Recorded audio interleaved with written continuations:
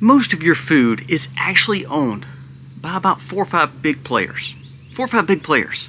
What happens if something happens to one of those big players? What if something happens to one of them saying, we're just not going to sell. We're not going to sell this anymore. I'm going to blow your mind today because we're going to talk about shortages because it's right in front of us. We just had our government tell Mexico that we don't want their beef anymore because of a certain sickness that their beef had. That's going to really cause a major problem because remember, 4 big players in the beef industry, and then you start taking away one. What happens? We're going to also talk about how that egg shortage really wasn't an egg shortage, but it was a control because based on the numbers, the stock skyrocketed and the egg production never went down. But it was the speculation because guess what? They own most of the eggs in America. Today we're going to talk about the shortages and how important it is to stock your shelves. We're going to discuss that. Also, we're going to talk about the drones. How in California, if you had fireworks going off, they used drones to find out where it was. Night vision thermal imaging drones, so that way they could give you a ticket. Are we seeing the new signs of policing with surveillance in the sky? Wow, big deal. And then lastly, what we're going to talk about is how we've been so programmed to believe that since Bitcoin's going to the moon, everybody needs to invest in it. Since we see the damage of our dollar, we need to focus on something else. I'm going to actually tell you to do the opposite. You buy things that they're telling you not to buy because I do believe that there is an ulterior motive. Let's discuss all this today and so much more. This video starts right now.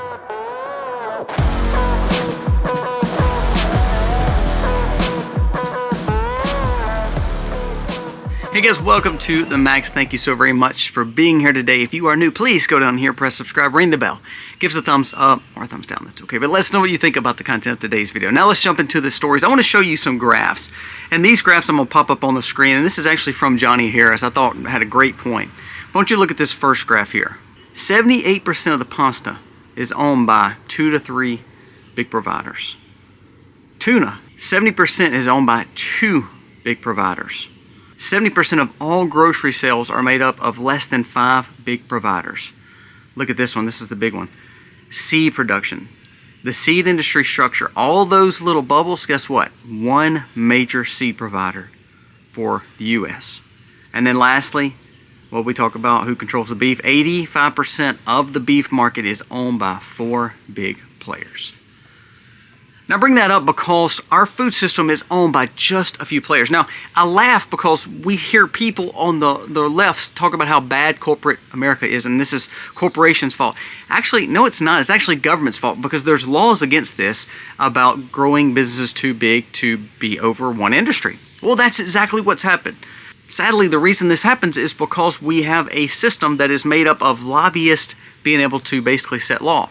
So now we've made an industry where every bit of our food is based on really under 10 businesses that provide all your food.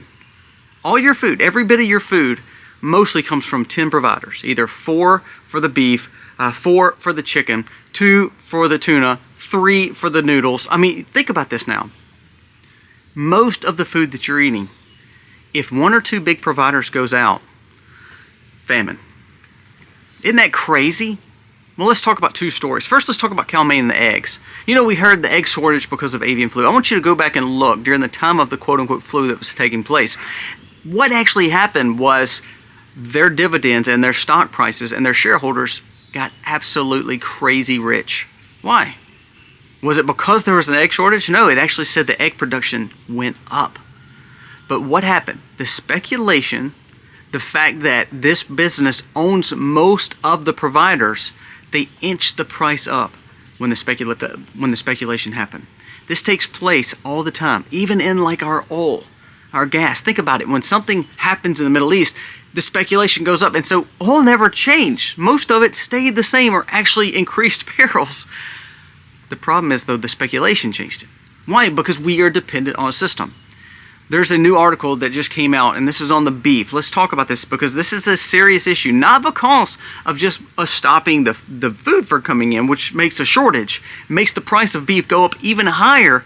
But what is the danger of this Agroterrorism, like I told you before. What happens when all of a sudden this parasite or this problem becomes an American problem? I want you to listen to what is being said.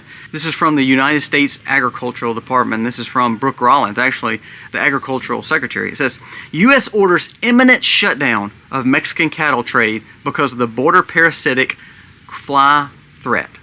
U.S. Agricultural Secretary Brooke Rollins has ordered an immediate suspension of all live cattle, bison, horses imports from Mexico via the southern border. This move comes as a response to the New World screwworm in Mexico that is highly destructive parasites and poses a massive threat to the U.S. livestock and the broader food system. Do you realize if this parasite, if this thing gets into the meat and it has a problem here in America, not only is it bad for you, of course, but also what if it destroys a third of the meat, a fourth of the meat? What if it takes one company out of production?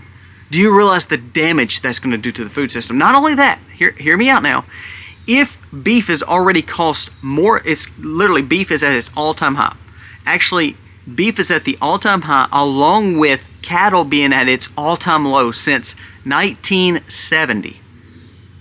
And it's almost getting to a point of being at its all-time low of 1950. So we're literally 50 years having the lowest herd numbers we've ever had. And then we cut the supply down, which makes for an uber shortage, which makes for the price of beef going up. Now, this goes along with the fact of, is this real or is it speculative? It doesn't matter, because guess what? You are having to still depend on the grocery store or the butcher to provide your meat. Two things can be true at once. We could be having a major famine problem because of the shortage of food, but then we could also have a major problem because the businesses are too big and they control a big seismic part of the market, kind of like the egg situation.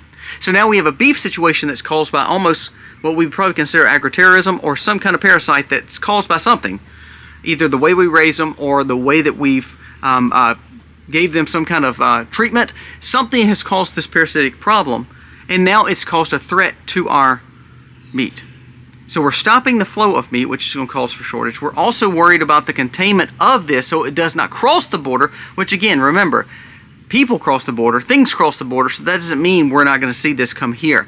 That's an absolute huge threat to our food industry and, of course, meat industry, which is at an all-time high, and our cattle's at an all-time low, as in the numbers of head. The herds are dying. This decisive action comes as Mexico confirmed another case of New World screwworm in Veracruz. It's kind of weird they're calling this New World. I think that's a little weird. As promised, USDA remains vigilant to ensure your protection. This same USDA that's protecting you from the wrong kind of meat coming over is the same USDA that just allowed for more spraying on crops. This is the same USDA that says they're taking care of you, but ultimately allowing for businesses to grow and pretty much buy the markets up.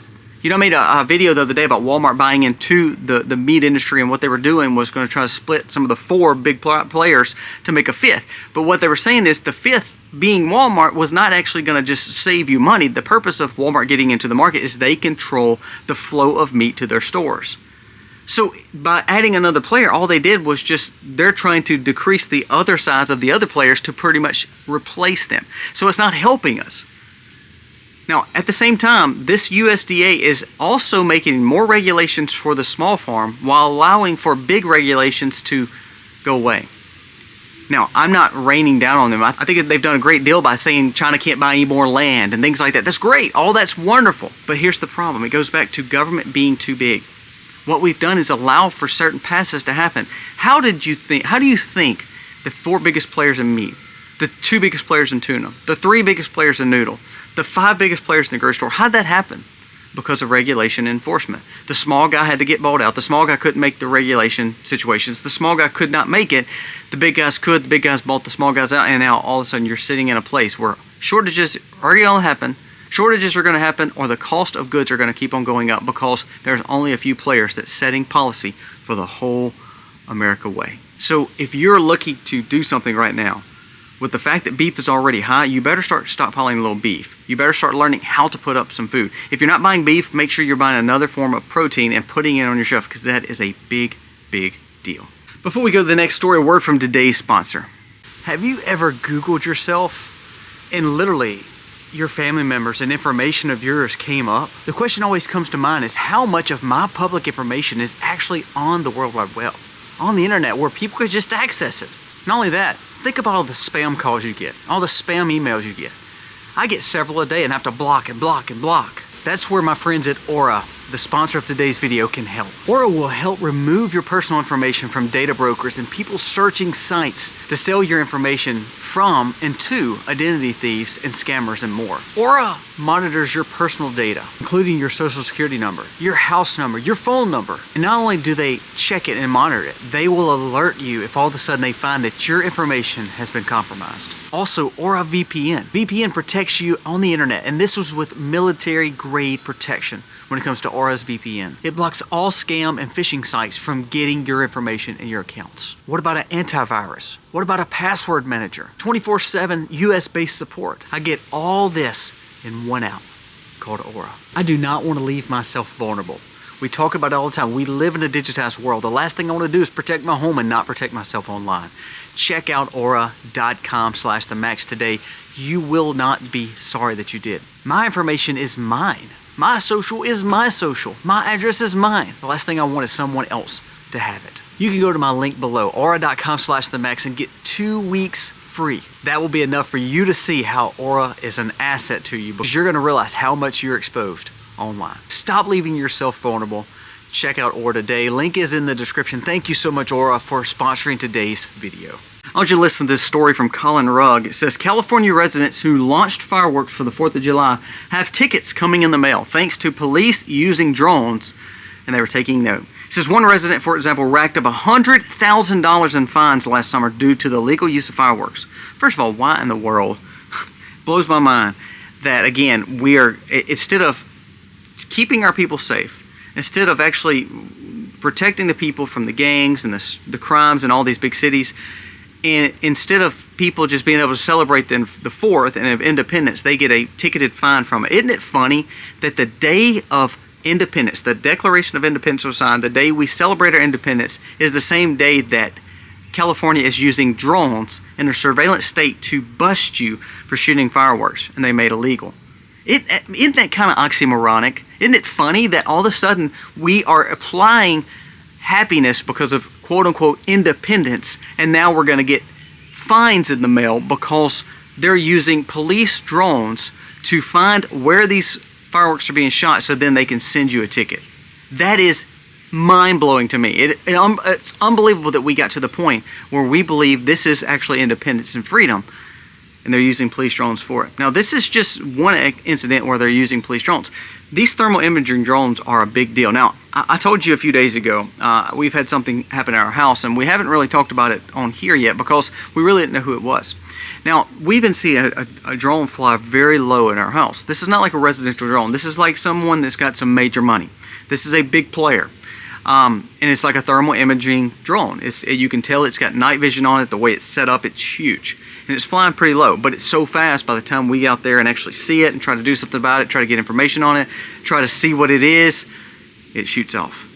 Now, we've called pipelines, we've called energy companies, we've called companies for agriculture, we've called pine forestry companies trying to say, hey, make sure this is not anything that we should be aware of. You know, what's happening here? Are y'all looking at something? You know, because people use drones to find, you know, CO2 leaks on pipelines. People use drones to see if there's problems with water in big cities. You know, things like that happen. I understand.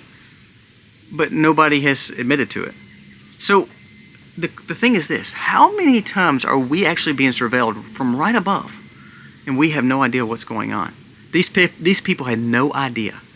So is it fair that California did not tell their residents that, you know, if you shoot fireworks, we're going to see you from the sky and we're going to send you a ticket in the mail? $100K in fines because he was shooting fireworks. He didn't know where to stop, so he just kept shooting them. And now all of a sudden, he has literally racked up a fine that no one can pay him. That's a house mortgage. So we're getting into a time where surveillance is becoming scarier for us.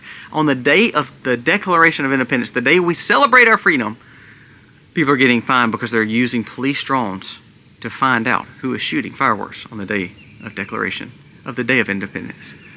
There's something very, very ironic about that. And the sad thing is, it's not going to stop. Just like we talked about with the food system in the first part.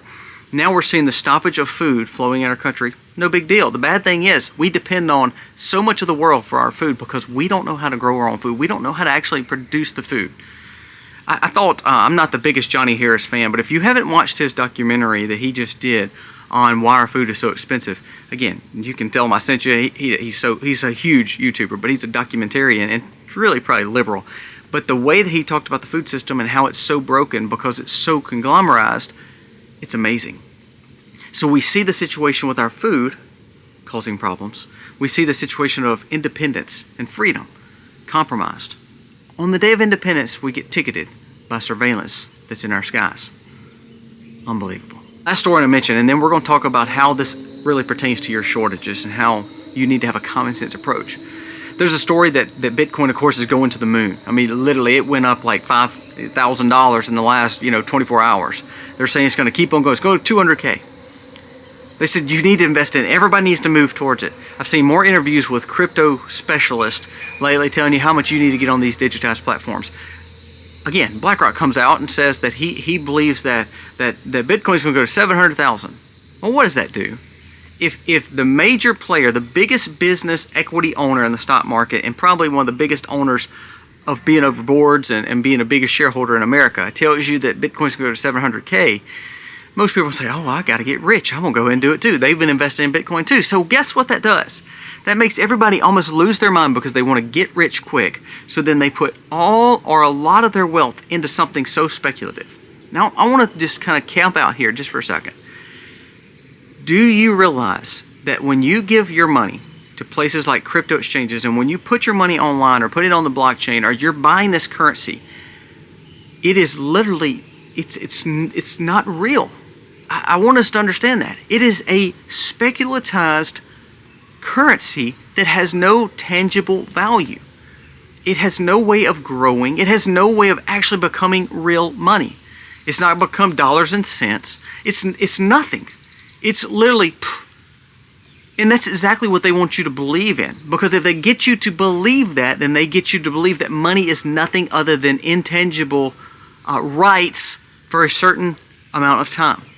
That speculative currency. So if they get you used to it and they learn to pay you in it, there's more processors that are coming to embrace crypto and embrace Bitcoin. If they get you on these exchanges, then you know your money is absolutely worth nothing. Why? Because they control your money. They can hack your money. They can seize your money. They can allow you not to spend your money. They can cut the grid off. They can make internet hard. They can make Wi-Fi capabilities bad. And all of a sudden, you have no access to no money. Now let's go back. This is why I say shortages. What these stories prove is your food system is broke.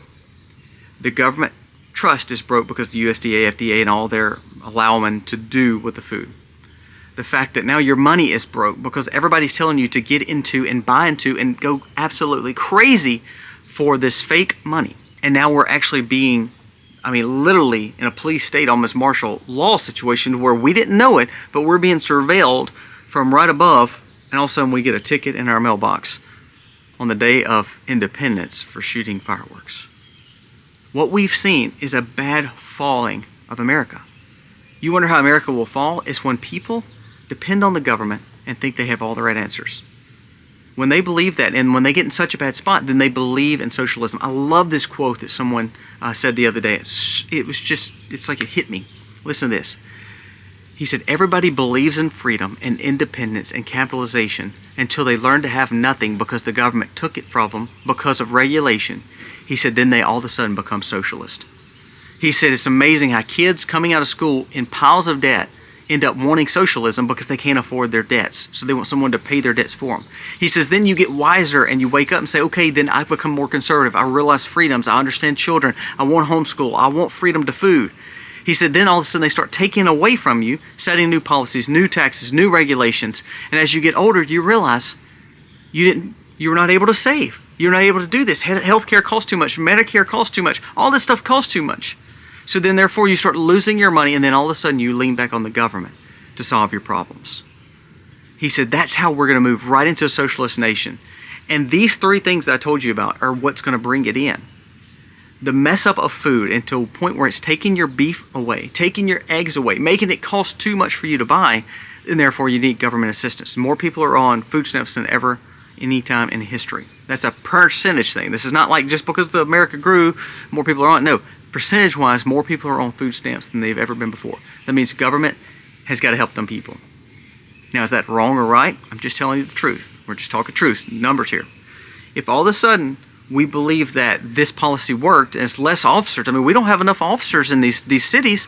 New York just came out and said that if Mom Donnie wins, they said there's going to be a record number of people retire or back away from the police force. So if all of a sudden that happens, what happens?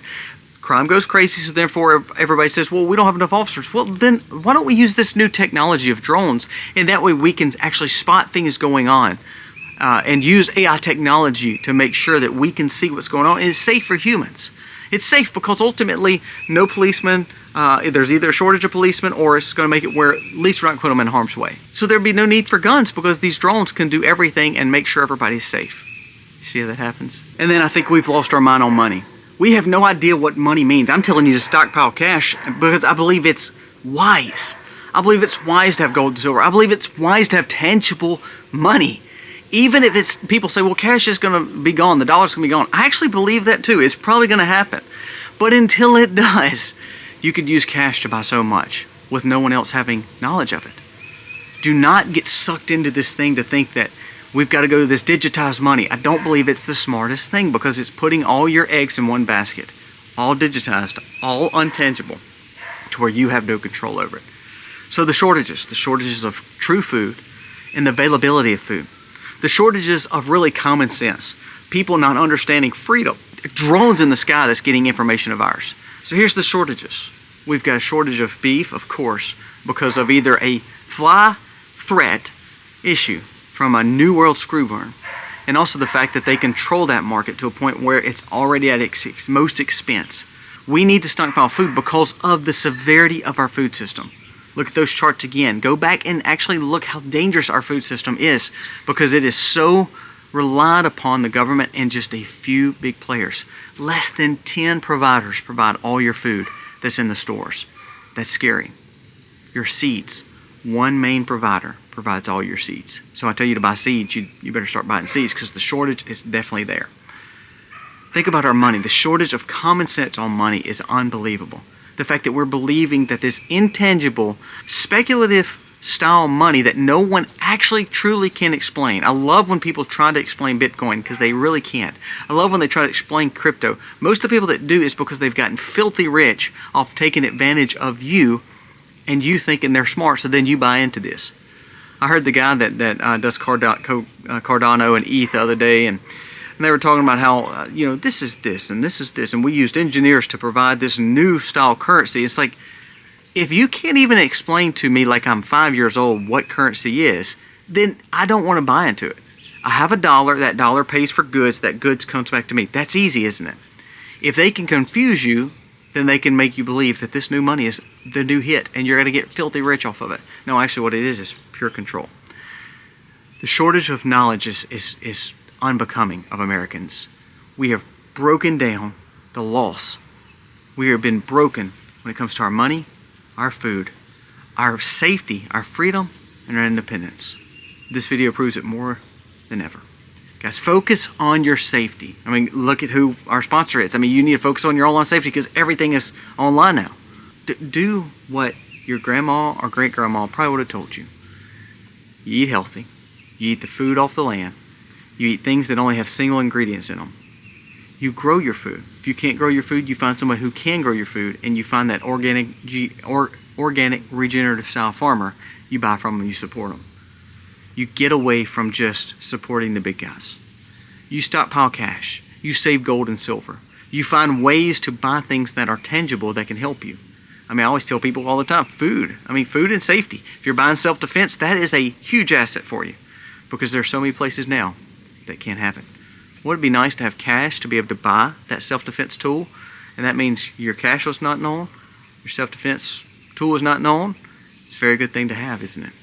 That dependence on the system is what's going to be our downfall in America. I don't want that dependence. So therefore, I'm shoring up all these shortages independently. Seeds, precious metals, cash, food, definitely protein and beef, and more than that, common sense, knowledge, and wisdom. When we start doing that, we're going to be okay. Guys, let me know your thoughts on today's video. We appreciate you each and every day for watching. God bless.